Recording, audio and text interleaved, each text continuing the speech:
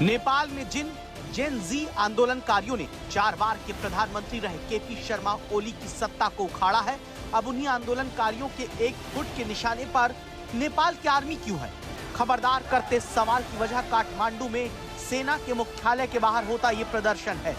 नेपाल में अब जेन जी आंदोलनकारियों का एक गुट राष्ट्रपति को बाहर लाने, उन्हें सबके सामने सार्वजनिक करने, नागरिक सर्वोच्चता कायम करने और सैनिक शासन नहीं चाहिए वाले नारे लगा रहा है, जिससे यह सवाल उठता है कि क्या सेना नेपाल की कमान संभालने जा रही है? नेपाल के सेना प्रमुख पहले ही कह चुके हैं कि उनका इरादा सत्ता को हथियाना नहीं है।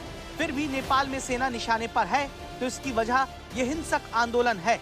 नेपाल में जेन जी आंदोलनकारियों ने 400 करोड़ में बनी संसद, सिंह दरबार, राष्ट्रपति भवन, प्रधानमंत्री आवास तक को आग के हवाले कर दिया। सवाल आया कि क्या नेपाल की नई सरकार को इनकी जरूरत नहीं होगी?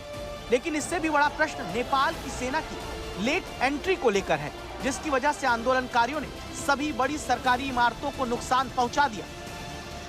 मैं पार्लियामेंट और आर्मी हेडक्वार्टर्स के उस एरिया में हूं जहां पर अगर आप देखें कि आर्मी की तरफ से पूरा कॉर्डन किया हुआ है और लगातार अगर आप देखें कि आर्मी की बख्तरबंद गाड़ियां जो होगी वो लगातार आपको नजर आ रही होंगी कि वो गाड़ियां जो हैं वो इस जगहों पर मार्च कर रही हैं। और खास बात ये कि इस समय जो हालात है वो इस तरीके की कि आर्मी पूरे इलाके को कंट्रोल करने पे लगी। हालांकि देखिए, मैं आपको बताऊं कि सुबह से ही कर्फ्यू था, लेकिन उसके बाद से कर्फ्यू के बाद से कुछ ढिलाई बरती गई थी लोगों को उनके सामान लेने के लिए, घर के खाने पीने के लिए सामान, लेकिन उसके बाद दोबारा से स्थिति थोड़ी सी टाइट कर दी गई है। मैं इस समय जिस इलाके में हूं, अगर आप देख रहे हो, ये भद्रकाली का वो इलाका है। इस इलाके के ठीक सामने अगर आप देखें, यहाँ पर हेडक्वार्टर्स है और ठीक मेरे पीछे, यानी अगर मेरे कैमरा पर्सन आपको दिखा पा रहे हो तो यहाँ से ठीक सामने 100 मीटर दूरी पर पार्लियामेंट है।